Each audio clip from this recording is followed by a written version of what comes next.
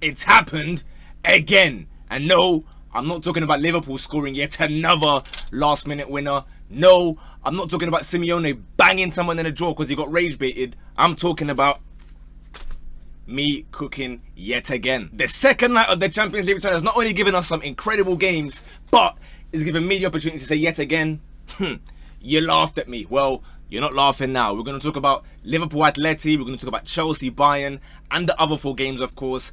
Let me know, by the way, if you guys enjoyed what I did last time where I separated the chapters thing. I tried to give that to you guys last time because some of you might want to just skip the first game or you want to skip the Chelsea game because, again, some of you today are going to owe me apologies. But we are all upstanding men of honesty here. So when we say good things, we can say, yeah, give me my flowers. When we get things wrong, at the same time, we say, hey, my bad. I'm expecting very many my bads today. We start at Anfield where, listen, in the blink of an eye, it was lights out for Simeone's men because within, minute 3, minute 4, Liverpool get a free kick. Salah, I'm going to be honest, this was obviously really lucky. He smashes it and it's probably going towards the corner flag or something, but it does like a pinball rebound off of Robertson and flies into the back of the net. So 1-0, you're thinking, oof, another jammy goal. But in Salah's defense, the second goal was not... Okay, no. It was a tiny bit jammy. It was a tiny bit jammy, but it was more like vintage Salah, where it's a lovely little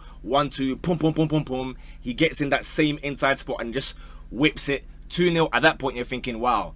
So, Simeone, you were busy punching fans in the jaw, banging their jaw because you got rattled. But where was that energy for your defenders? Because I'm going to be real. That entire first half, Liverpool were flowing. They were flying forward like the red arrows. I'm like, Salah was on job.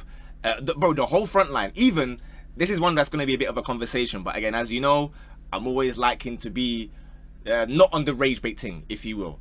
I think Wirtz was much better today. Now, I still agree when like the haters are saying he was like, you know, still ineffective, if you will. Because for me, it was like, he got on the ball a lot more. And I told you guys in my preview that, of course, Liverpool are going to win by 1 goal. And Wirtz would be a lot more active. He will arrive, if you will. Now, he got the ball quite a bit. He was driving at defenders. The only thing lacking for me was the final pass. He kept on, like, they'll be on a counter, right? 3 men, you know, bombing forward. I'm like, yeah, Wirtz, go, go, go. Like, I've seen you do this, bro. But he'll pick the wrong guy to give it to, or he'll underhit the pass or something, and then boom, you know, the play starts cycling again. So that wasn't ideal. But like I said, Liverpool were fully deserving of their first half lead. But right on half time, Llorente, I'm not going to call it a dagger, but it was an important goal, let's call it. Because you know 2-0 half-time is very different, bro. We know how crucial goals are right on half-time. So I guess big ups to him for that. Second half, to be honest though, was more of the same. Liverpool were kind of controlling. Sorry, I forgot to mention Isak, by the way. Isak on his debut. You know, I kind of forgot because, like, he didn't do much. But at the same time, we can understand, right? Because it's his debut. Obviously, he's been training in the wilderness for the past few months, chilling with like Lincoln Burrows and Teabag in Prison Break. So I can't expect him to be like fully, you know, match sharp. But there were a nice little few flicks and tricks here from Isak. So it was an acceptable debut, if you will. Obviously, he did come off eventually. TK came on. Salah, I have been giving him his praise today for a much better performance because this season has been a bit dodgy. He missed an open goal. And at that point, you're thinking, oh no. We know, we spoke about it in the preview. The Atleti iconic game from 2020. For those of us who remember, the COVID game, if you will. People called it the best hate watch of all time. I didn't say that. That's just what the neutrals are saying, if you will. Well, it happened again. Llorente in what must have been the 80th minute bangs it on the volley. Now, I'll be real. Again, at the time, I'm screaming top corner, all my days were ago. It got a massive deflection. But nevertheless, if you don't buy a ticket, you don't win the raffle. So they've equalized, but you know what it is? It's Liverpool, bro. They've got their entire poster behind them. Speaking of which, by the way, behind me, you know what I want over here? We're on the road to 50k now, which will be halfway to the 100k plaque by the end of the season. Big up you guys for the support. Big up you guys always subscribing, liking, and commenting. I'm not gonna spoil anything, but I'll tell you now, there is a surprise. Not really a surprise for you guys. It's more so I did something very special today, if you will. So I was out today. And I got home around 4 or 5 to come and watch Champions League. But I did something very exciting. You'll find out about it in a couple of weeks. And that's thanks to you guys who always, you know, like, subscribe and whatnot. So again, you know what to do. Keep it coming. But alas, something that we knew was also inevitable was the Liverpool winner. I told you guys they'll win by 1 goal, albeit I was a 2-1 merchant. Can I still have it if Van Dijk's ball a header and him doing that celebration means that Liverpool won by 1 goal in the 92nd minute? For the 5th time in a row, they have scored a late winner. Guys, every single game this season, they have won it late. But as I said, there are games where I think you don't deserve that. You scammed your way to a win, but a win's a win. Here it was like, you know what? Okay, fair. Like, you did deserve to win that game anyway. So it was more like you were huffing and puffing, and eventually Atleti broke down. And like I said, I don't know what I'm going for Simeone. Van Dijk scored, and I think someone's creasing. He's doing hold that. And Simeone, at his big age, he's wearing his black suit. He goes and bangs someone in the chest, and then he starts doing the walk of shame like he's WWE. Again, I don't actually know exactly what happened, because on my very legal live stream, if you will, I told you guys yesterday, when there's bare games on at once, you know me, I'm like a DJ. I got bare, screens like I'm in the VAR room trying to see what's happening. So when I'm trying to see, why has Simeone punched someone in the chest? I'm waiting for the commentators to say like, yeah, by the way, Simeone, he's in trouble. This has happened there. The police are getting involved. Bro, all they're saying is, yeah, Van Dijk, what a header. Like, big up Van Dijk for the header, innit? But I just seen a manager punch someone's head off, bro. So show me that footage and tell me what happened there. But anyway, clearly he was rattled. Liverpool get their win, so congrats to them. Again, congrats to me as well for my 1 goal prediction. If you said I was going to flop that one, just say my bad. Now, the next game, I definitely want to hear my bad. I don't want to hear excuses, because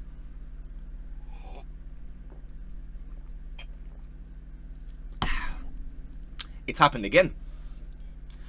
I give my footballing opinion unbiased and objective as much as possible, and I get called a hater. Again, on TikTok, I understand if people are thinking rage bait, troll, whatever. All I said here was that Chelsea are going to be a really good cup team, because we've seen it in in the Conference League and in the Club World Cup, but that the Champions League is a different level, and therefore I've got them to still make knockouts, but they'll be like 9th or 10th in the group phase to get in the playoffs, because they will lose to Bayern Munich. They said, no, look at these idiots underrating Chelsea again. You don't understand. We've got the best left back in the world, the best right back in the world, the best 10 in the world, the best DM in the world, the best everything in the world. I don't want to hear excuses. Just say, okay, my bad, you're alright. That's all. We are all grown-ups here. Just say, my bad, you maybe have been right, and now say, I forgive you, because I get things wrong. Here is something that you have got wrong, because this was men against boys. This was a schooling of the highest order. Like, don't get it twisted. Don't look at the scoreline and think, oh yeah, 3-1. Even Palmer scored 3-2. This could be a close. No, it could have been 6 or 7. This was a battering. Obviously, the first goal, it was Olise, who, by the way, had the time of his life, conking Cucurella's head like that for pretty much the entire game. Just unfortunate not to, finish. Sometimes he was whipping it wide, or the keeper would save it, etc. This time he goes round. No, he went round the João Pedro on this occasion, whips it. Chalobah puts it in his own net. Now, I told you guys, Caicedo's going to have to fight, because these defenders are not going to help him at all when Bayern start bombarding them, because this is a different level, and guys are just you're not understanding that the Champions League, this is the pinnacle of club football. Like, we get it, like the Club World Cup, Champion of the World, we get all of that, but like, that should be as like a banter towards trolling rival fans, right? That shouldn't actually be your logic for why you should be the best team in whatever. You're not the best team in the world, evidently. Now, when I said Caicedo should fight, I didn't mean why pin brothers out to concede a penalty to give to Harry Kane, who doesn't often miss penalties, certainly anyway, when it's not like a final or something. When it's like a calm group stage, he's burying that. So Caicedo on his Champions League debut gives away a penalty. Unfortunate, but again, it's like nobody's really helping him, and again, the guy whose hand he's got a hold can have some conversations. Enzo Fernandez. Yep, they're gonna come and start calculating his stats from Conference League, where he was getting bare assists. They're gonna come and start calculating, the corners and whatnot. And look, me, I'm never someone that's gonna say, oh, set pieces don't count, this don't count, this don't count. My issue is like, when you're rubbish the entire game, and then in the last minute you get a corner, that cannot be legislated for, right? We've seen Enzo play really, really bad, get ragdolled all game. I'm not talking about today, by the way. He did also get ragdolled today, but in general, get ragdolled all game, and then he'll get a corner. João Pedro scores, boom. Oh, Enzo, yeah, what a game. Or he'll wait in the back post and then get like a little diving header thing. They say, oh yeah, Enzo, what a player. We are seeing the levels here, and please don't think it's like a reactionary thing, because don't forget, my predictions are out there, bro. I've got Chelsea winning 6 games in the group phase, so it's not as though I'm saying they're going to lose every week and you're going to lose every Champions League match. I'm just saying Bayern are a different level.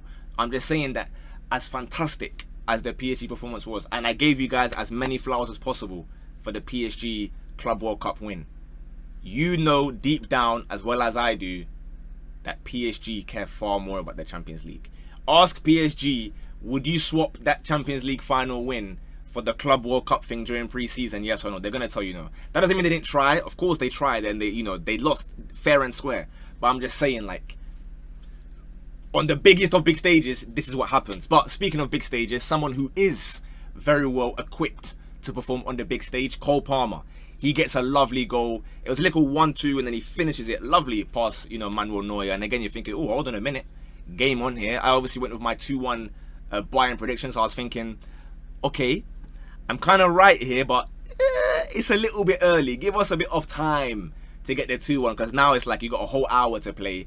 I'm not going to get my result, am I? And lo and behold,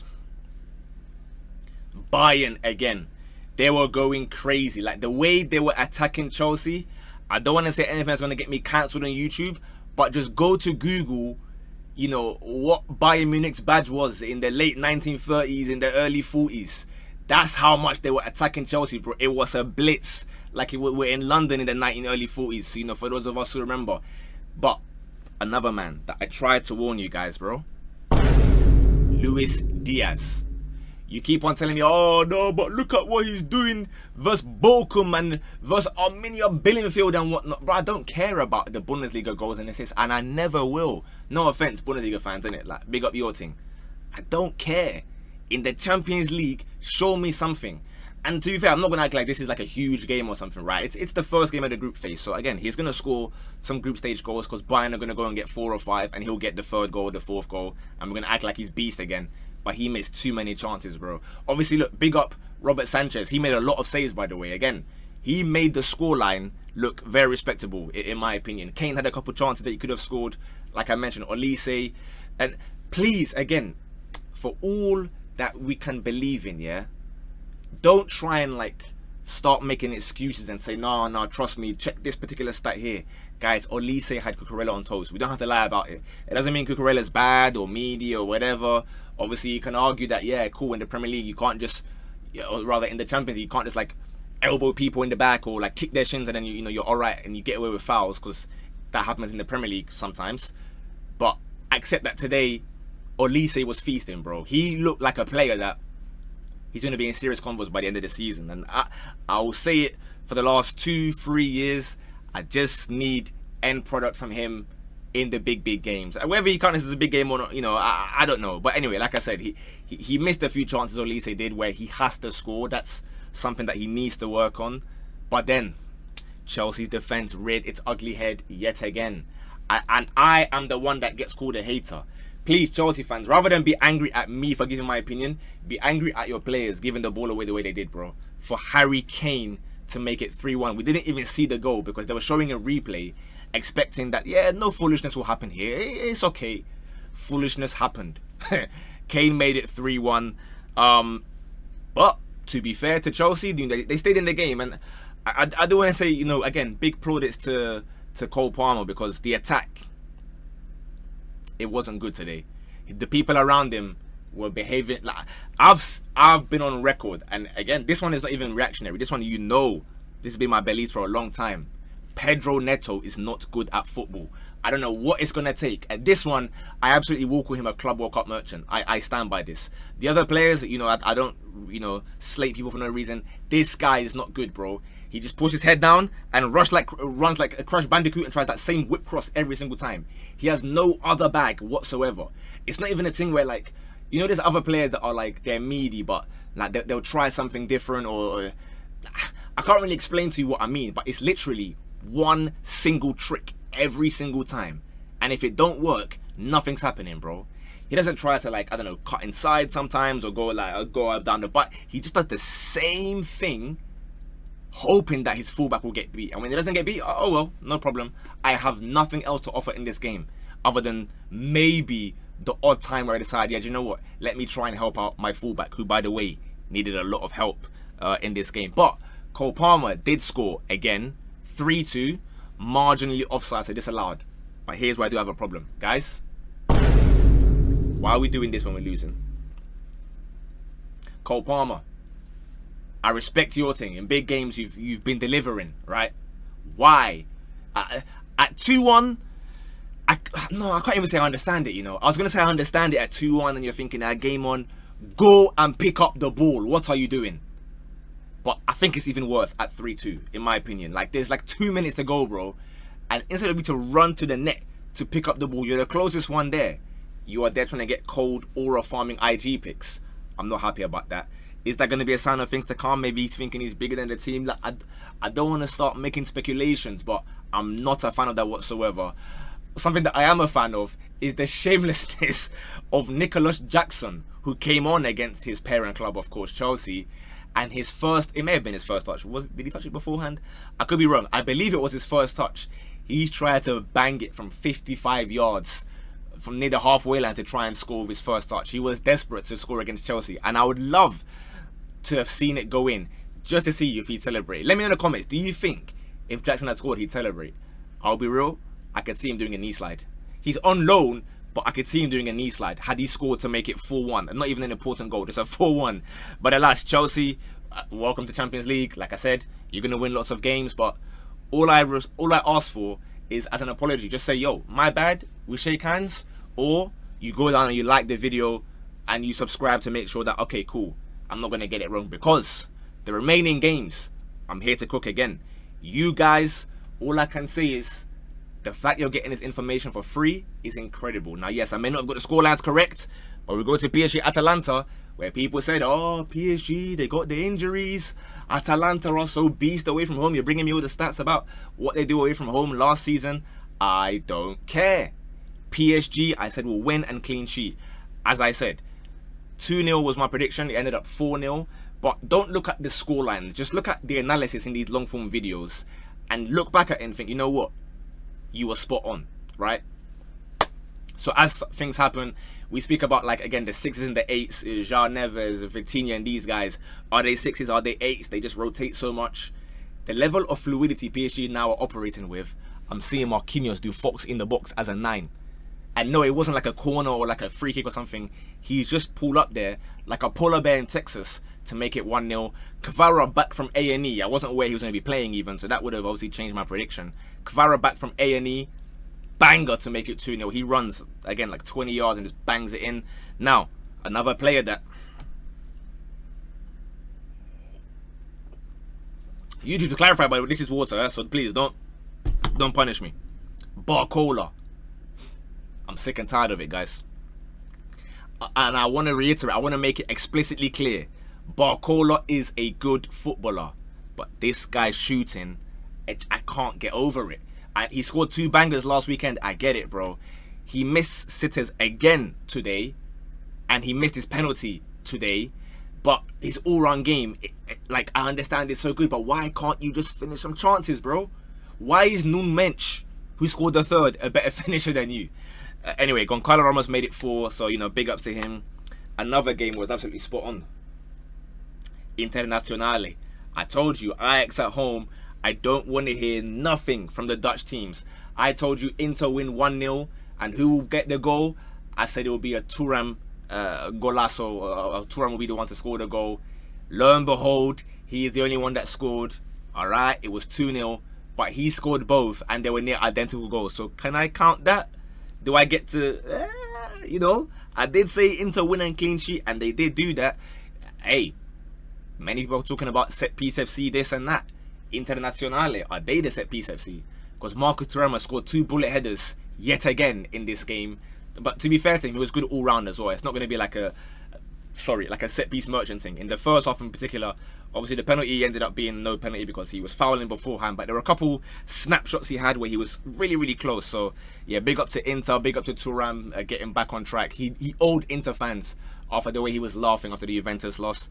The final 2 games, I don't want to keep saying it, but in life, you know, someone has to do the glazing. If you're not going to do it, then I have to just glaze and give myself my own flowers. I'm going to order my own flowers to my house because I told you Slavia Bodo is going to be a draw. I said there's a minor chance that Slavia will win it, if anything, but I'm going with a draw. And lo and behold, they were winning it with a minute to go, but Bodo came and banged it in off the bar. And you know me, my favourite kind of goals are volleys that bounce off the bar, go down and come back out. I say, yeah, that is a kind of goal you want to score to level it. Now, that means I'm 5 out of 5 for predictions for today. And then one team messed me up, bro. Olympiakos against 10 men Pafos. What are you doing? Guys, I had the displeasure of having to watch this game because, as you know, I'm one of the people. Now that I'm making long form videos, I have to watch these games so I can give you my opinions. They were not playing football. They were playing dodgeball. You know dodgeball, when you get the ball, you try to aim at the person and hit them. That was them at the goalkeeper. They were shooting at the keeper over and over and over again. I'm thinking, bro, do you know how big the net is? I'm not saying that I will score these chances, right? I'm meaty, but like, bro, look how much space there is. How can every shot you hit be right at the keeper? So in the end, Olympiakos drew 0-0. I predicted that Mr. Marinakis would score an overhead kick, so I didn't quite get that one, unfortunately. But yeah, 5 out of 6. As far as I'm concerned, not too shabby. There's nothing I can do. I cannot go there and put the ball in the net myself for Olympiakos. So I think I did really well. Let me know again. Sometimes I will get things wrong, but today I'm cooking on high heat, bro. I'm doing the Serge Gnabry thing. So let me know who you think cooked today. Let me know who you think was horror. If there's anything I forgot. Again, apologies that these are always going to come out at like 12:30, 12:45. I'll repeat it again. When the game's finish, I have to go and make a TikTok. And then I come and give my long form opinion so that people understand exactly what I'm thinking. I believe that I've spoken about everything realistic that I need to speak about. Was there anything that I missed from the TikTok thing? Not really, no. I mean, yeah, Ekitike missed an open goal. Unfortunate for him. But everything else, like I said, has kind of been covered, bro. So yeah, let me know your thoughts. Please don't take things as hating from now on. Understand that I just say what my eyes see. I don't do the Excel spreadsheet thing. I don't do all of this stats. I just watch and form my opinions. If you like them, comment, subscribe, because you might make a bit of cash if you put these results in certain websites, if you know what I'm talking about, because I certainly did. Anyway, we'll see you tomorrow. Newcastle, Barcelona. I can't wait. Let me know your predictions for the tomorrow's 6 games. Let's see who cooked. In a bit, Bosh.